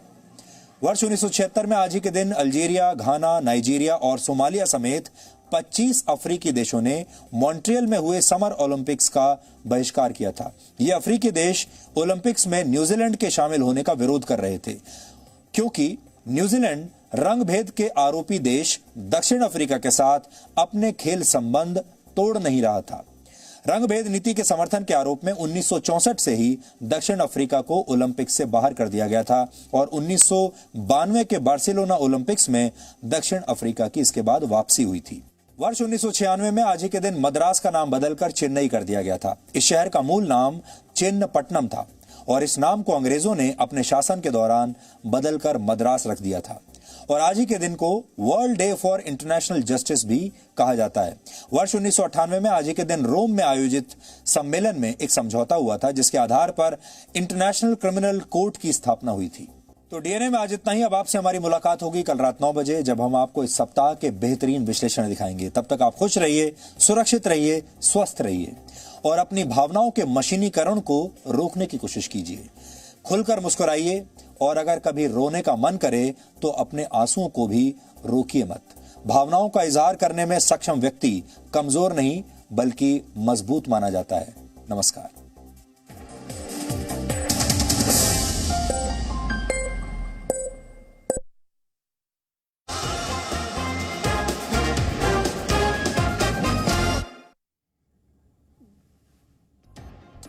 और अब बात करते हैं चीन की साजिश की। भारत और चीन की सीमा पर जो तनाव आप अभी देख रहे हैं, क्या ये अचानक से हो गया या फिर चीन ने इसके लिए बाकायदा कोई साजिश रची थी, कोई प्लानिंग की थी जिसके तहत ये हुआ? चीन ने गलवान में साजिश के तहत घुसपैठ की थी। 15 और 22 जून की सैटेलाइट तस्वीरें जिससे यह खुलासा हो रहा है। चीन ने पेंगोंग झील के पास तोपखाने तैनात किए थे। चीन के होटान एयरपोर्ट पर 24 लड़ाकू विमान तैनात थे। चीन ने पेंगोंग झील के पास एक अस्थायी अस्पताल भी बना दिया था। चीन ने गलवान में जो साजिश की उसकी प्लानिंग पहले हो चुकी थी। 15 और 22 जून की सैटेलाइट तस्वीरें इसकी गवाही देती हैं। ये देखिए होटन एयरपोर्ट पर किस तरह से लड़ाकू विमान पहले से तैनात थे। 15 जून की तस्वीरें बता रही हैं कमांड पोस्ट यहां पर थी, एक संभावित तोपखाना यहां पर नजर आता है। 15 जून की तस्वीर जहां पर एक फील्ड हॉस्पिटल बना हुआ है। ये तस्वीरें बताती हैं कि चीन ने प्लानिंग बहुत पहले कर ली थी। ये साजिश थी, प्लानिंग के तहत ये सब कुछ किया गया। इस तोपखाने को चीन ने पेंगोंग झील के पास फिंगर 5 और फिंगर 6 के बीच में तैनात किया था। इस तोपखाने के करीब ही चीन का एक कमांड पोस्ट भी था। इसका मतलब है कि चीन ने पूरी तैयारी कर ली थी और इस तैयारी के साथ पेंगोंग झील के पास अपने हथियार तैनात कर दिए थे। 15 जून की सैटेलाइट तस्वीरें, 15 जून की सैटेलाइट तस्वीरों में पेंगोंग झील के पास चीन की सेना का फील्ड हॉस्पिटल भी नजर आता है। फील्ड हॉस्पिटल उस अस्थायी अस्पताल को कहते हैं जिसे घायलों की मदद के लिए युद्ध के मैदान में बनाया जाता है। आपको याद है 15 जून को गलवान घाटी में भारत और चीन के